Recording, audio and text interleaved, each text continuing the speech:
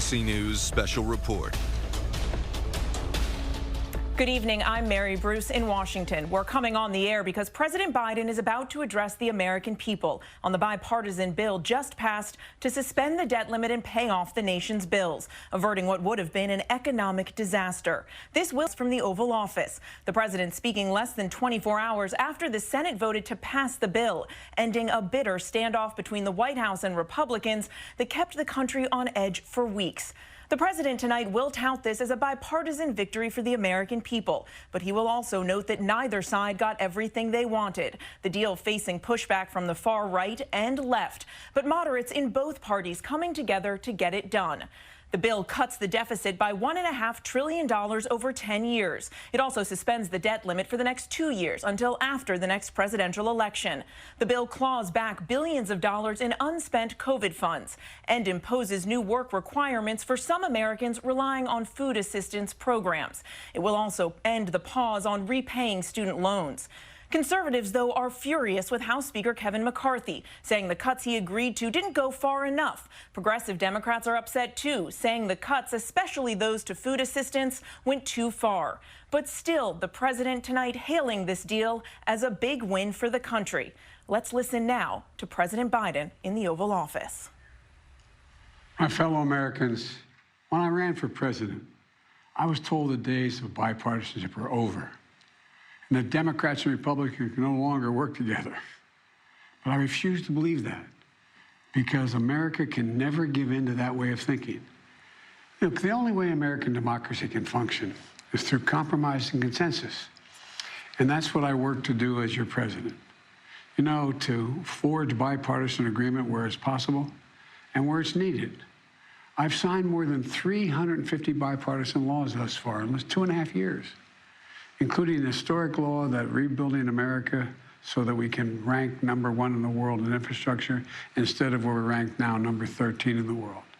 Another historic law, rebuilding our manufacturing base so that we'll lead the world once again in making semiconductor chips, so much more and so many more sophisticated ones. And now, a bipartisan budget agreement.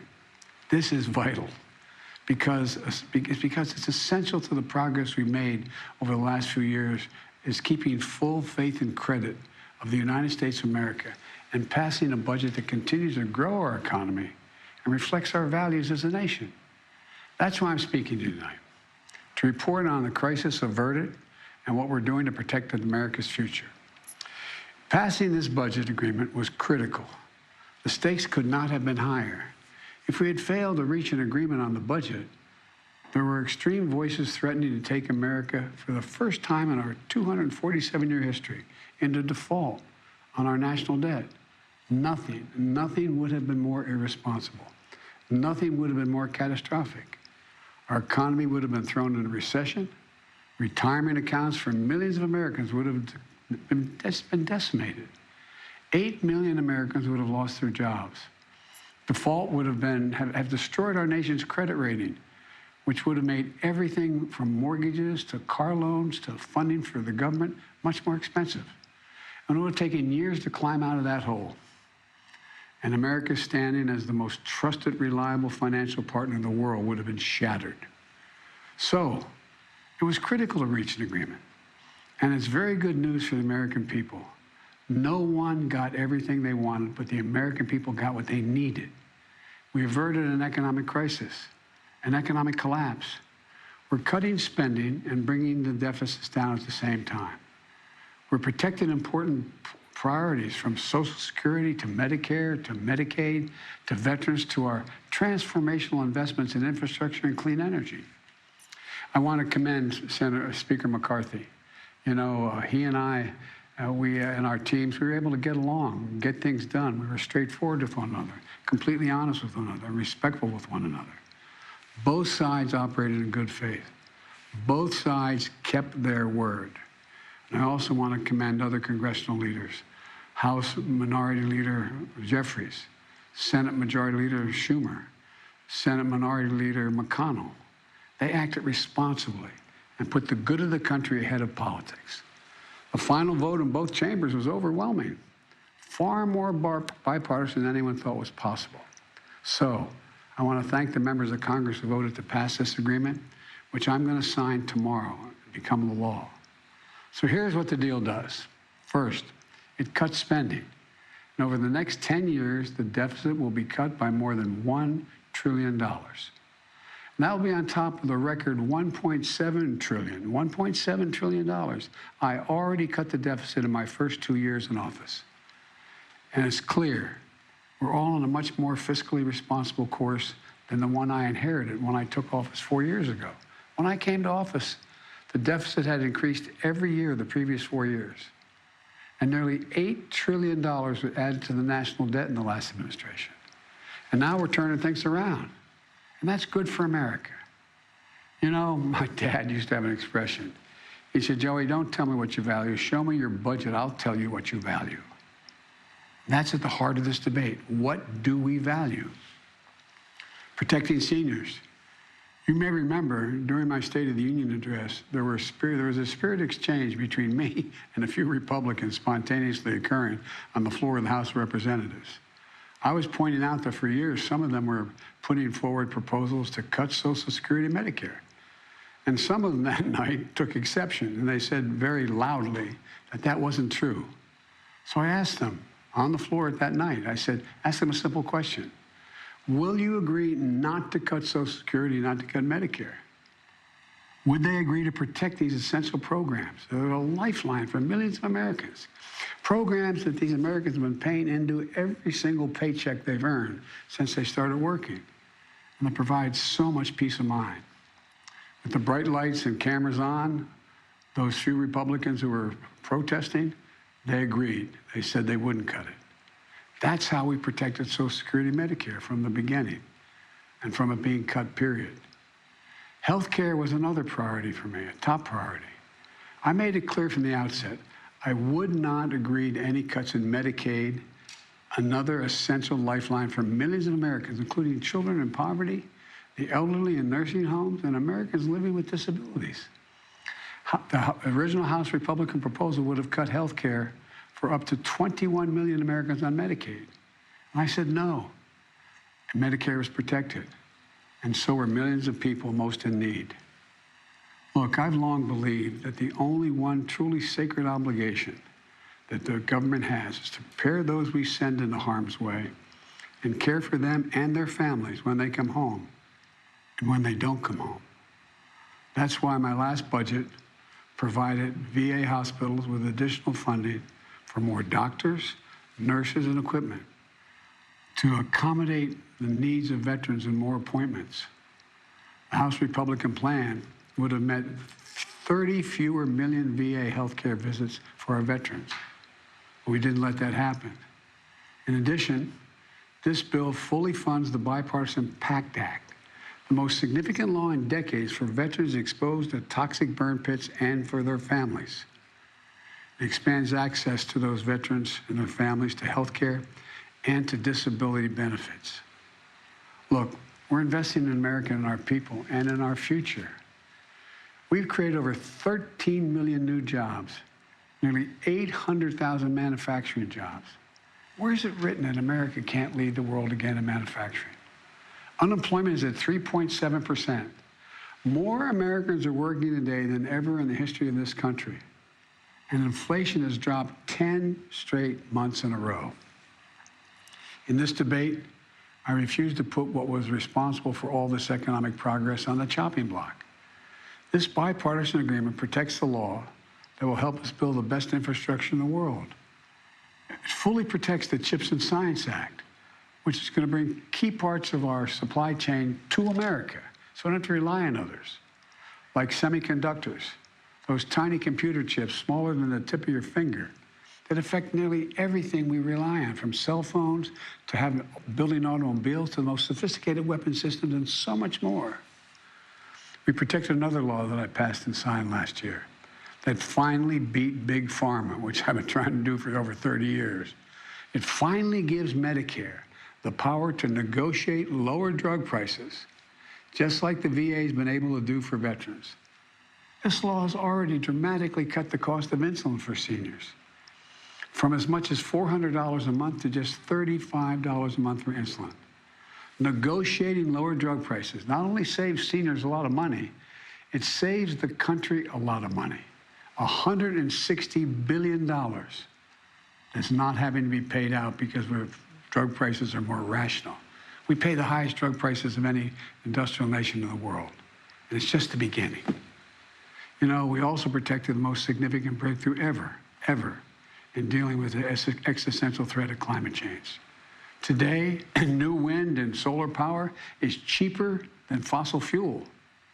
Since I've been in office, clean energy and advanced manufacturing have brought in $470 billion in private investments. It's going to create thousands of jobs, good-paying jobs, all across this country, and help the environment at the same time. Remember, at the beginning of this debate, some of my Republican colleagues were determined to gut the clean energy investments. I said, no, we kept them all. And there's so much more to do. We're going to do even more to reduce the deficit. We need to control spending if we're going to do that. But we also have to raise revenue and go after tax cheats and make sure everybody's paying their fair share. No one, I promise, no one making less than $400,000 a year will pay a penny more in federal taxes. But like most of you at home, I know the federal tax system isn't fair. That's why I kept my commitment, again, that no one earning less than $400,000 a year will pay a penny more in federal taxes. That's why last year I secured more funding more IRS funding to go after wealthy tax cheats.